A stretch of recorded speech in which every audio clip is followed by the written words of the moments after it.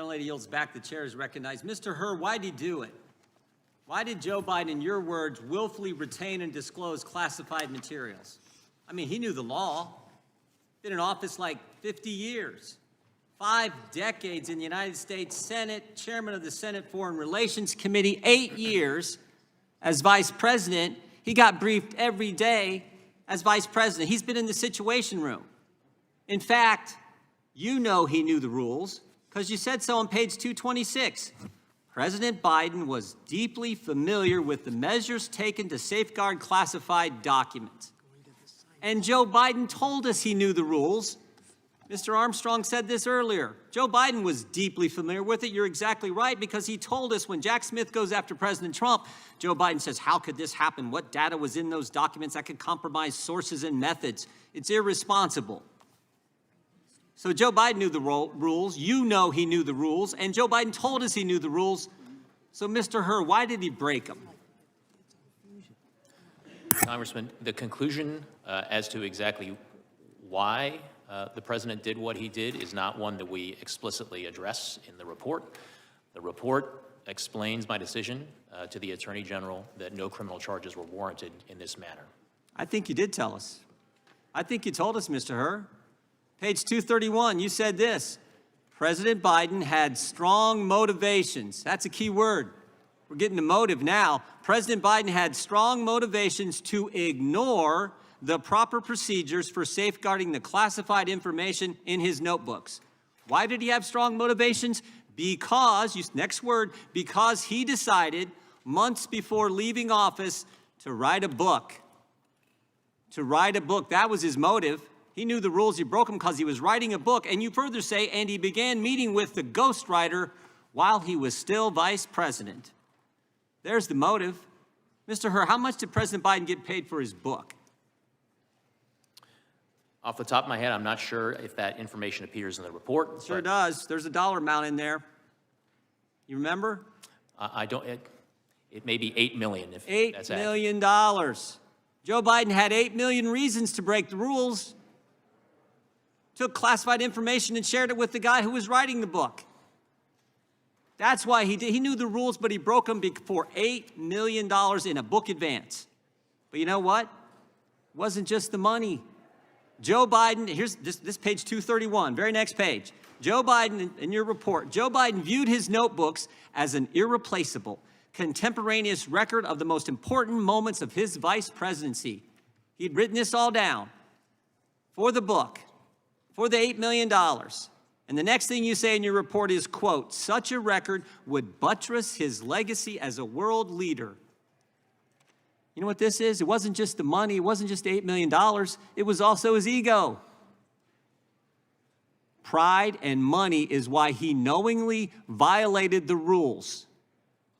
The oldest motives in the book, pride and money.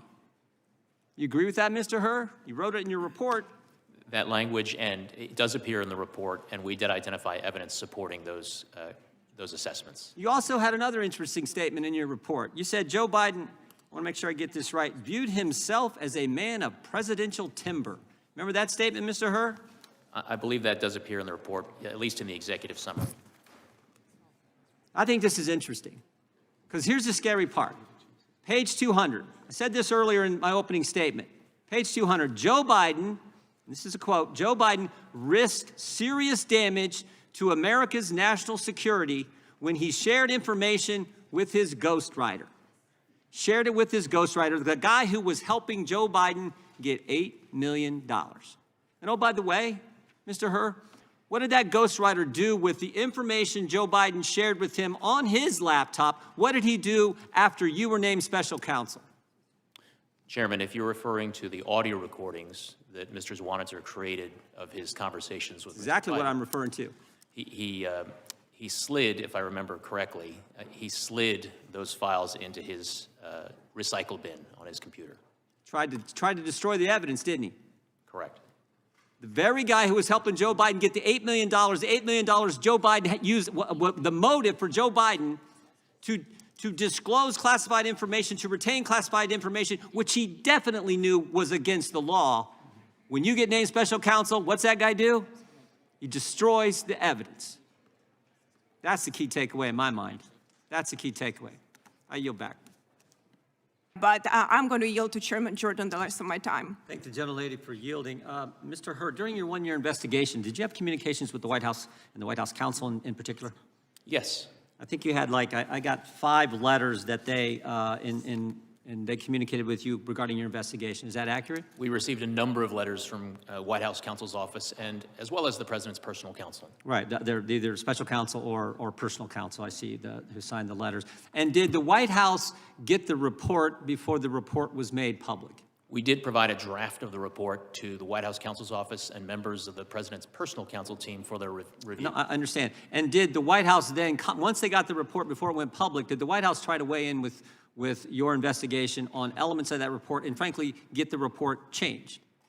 They did request certain edits and changes to the draft report. Yeah, I see that in the February 5th letter. Did they only correspond with you? I'm sorry, Congressman, are you asking if they corresponded with anyone else on my team? Once you gave the report to the White House, yes, they saw changes. I have one letter here that's addressed to you on February 5th, and they said, we're pleased that after more of a year of investigating, you've determined, they respond to the report. And then they disagree with your, they asked for you to change some of the things you had in your report, namely the fact that the president's memory was not very good. You remember that? Yes, sir. Okay, but I also have 2 other letters. One on February 7th to Merrick Garland, where they raise the same concern, and then on February 12th, where they go to the DAG, Bradley Weinsheimer. You familiar with those? I am familiar with those letters. Bradley Weinsheimer is an assistant or associate deputy attorney general. Right, associate DAG, the ADAG, right? Yes. And Merrick Garland, of course, is the attorney general. So Yes, you're familiar is. with the fact that they went over your head? They were certainly entitled to write whatever letters they wished to Mr. Weinsheimer and to the attorney general.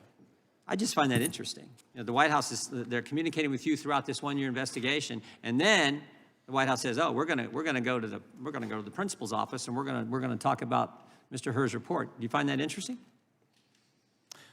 As I said, they were free to correspond with whomever in the federal government they wished to correspond with. I did engage in numerous communications with them during the course of the investigation, and as is reflected in the special counsel regulations, the Attorney General did provide oversight of my investigation. Understand. I thank the gentlelady for yielding and yield back. Very different approach, as you said, from the way in which the Department of Justice, unfortunately, tragically, functioned under the former president. I'm going to yield back the balance of my time. Gentleman yields back. The gentleman from Alabama is recognized for 5 minutes. Would the gentleman yield for 10 seconds? Gentleman from... Yes, sir. Yeah, I would just point out to the gentleman from Colorado's last point, there was one big difference. Bill Barr didn't name Bob Mueller as a special counsel. Bob Mueller was named by Rod Rosenstein. That's a huge difference in how this whole thing works. I now yield back to the gentleman from Alabama. Congressman Jordan, I'm sorry, but the mic was turned on partway through your Can you question. explain what specifically in your interview with President Biden led you to this conclusion? The conclusion That about broad how statement that's been cited many times. the totality of the time that I spent with the president during his voluntary interview was something that I certainly considered in framing my assessment and articulating it in the report. And that includes not only the words in the cold record of the transcript of the interview, but also the experience of being there in the room with him and, frankly, considering how he would present to a jury in a criminal trial if charges were brought. But I guess I'm asking specifically. I know you cite in the report the dates that he couldn't remember when he was vice president, when he began, when his term ended. You cite that in the report. Is there anything else specifically that stands out from that interview with the president? A number of things stand out, and again, I'm aware that the transcript has now been made available.